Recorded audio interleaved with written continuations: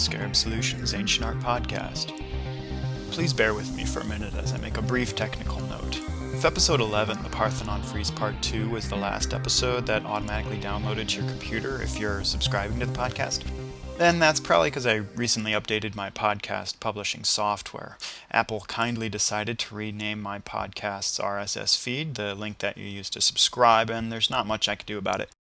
But I did tell iTunes to redirect to the new feed, so for many listeners, this may not be a problem anymore. If you're still having trouble with the subscription, though, just try unsubscribing and visit scarabsolutions.com where you can resubscribe with the correct new link. And if all else fails, you can email me at scarabsolutions@mac.com and I'll see what help I can offer. If none of this makes any sense, then it may not apply, so don't worry and just keep listening as always.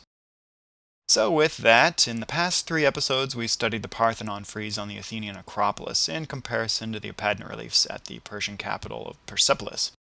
While we probably exhausted our interest in that topic for a while, I do want to take just another few minutes to look at the Parthenon Frieze in comparison to another great work of art far removed from ancient Greece, the Chicago Panels by contemporary American artist Ellsworth Kelly.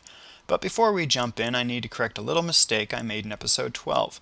When I was talking about the replica of the Parthenon Frieze on the north side of the Art Institute, I mentioned that it's a replica of sections from the east frieze of the Parthenon. Slip of the tongue there. I meant to say that these figures come from the west frieze of the Parthenon, the formal beginning of the frieze. The east frieze of the Parthenon, in contrast, shows the conclusion with the Olympian gods and presentation of the new peplos. That is, if you buy that interpretation.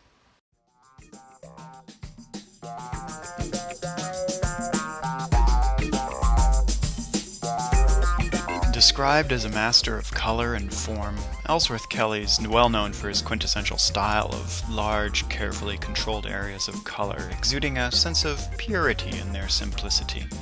The Art Institute is a rich collection of works by Kelly, including paintings, collages, drawings, prints, and sculpture from throughout his prolific career. The Chicago Panels from 1989 to 1999 consist of 6 painted, monochromatic, curved aluminum panels hung on the walls around the upper level above the sculpture court of the American Art Galleries at the Art Institute.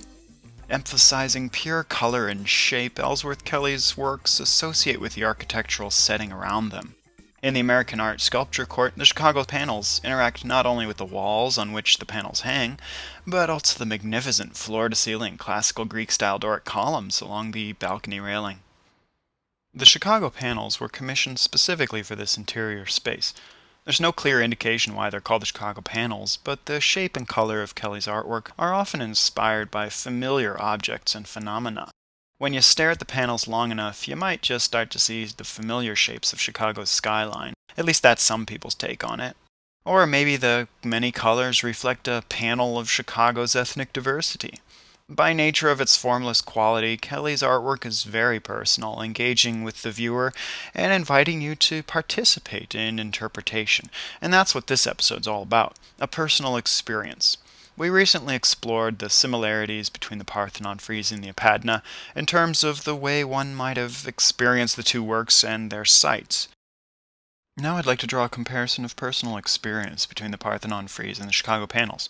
When I walk upstairs and around the gallery looking at the panels, glimpsing their partial forms sliced by the intermittent columns, I feel I come close to the same experience a late 5th century BC Athenian may have had when processing alongside the Parthenon, glancing up at the frieze.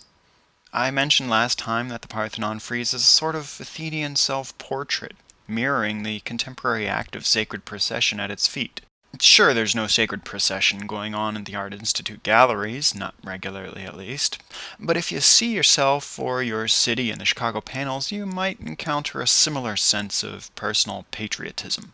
Also, as you walk through the gallery, the classically inspired Doric columns break up your experience, providing only obstructed glances of the panels as you look out across the open-air space of the sculpture court below.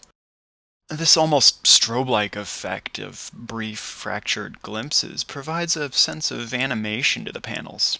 Interestingly, there's no one point in the gallery where you can stand and see all 6 panels in their entirety. Give it a shot, I've tried.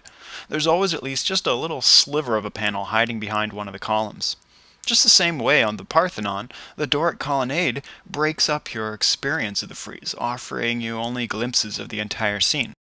As you process alongside the frieze, looking up at the interrupted cavalcade of horses and parade of tribute, the fractured glimpses produce a similar sense of animation, spurring the galloping horses to life. And imagine how much more lively and lifelike the frieze must have appeared in its original vibrant, realistic coloration. Yes, as with most ancient Greek and Roman sculpture, the Parthenon frieze and the rest of the Parthenon were highly painted. Ellsworth Kelly may in no way have been inspired by the Parthenon frieze when creating the Chicago panels, and I'm not making any claim to that effect. This is just an opportunity for me to explore my own personal resonance with two moving works of art, conscious and subconscious experiences paralleled by ancient and contemporary human achievement. I hope you didn't mind our short departure from ancient art, maybe even enjoyed it. If you'd like to do more digging, I've added a few references on Ellsworth Kelly to the bibliography in the additional resources section of scarabsolutions.com. Thanks for listening, and see you next time on the Scarab Solutions Ancient Art Podcast.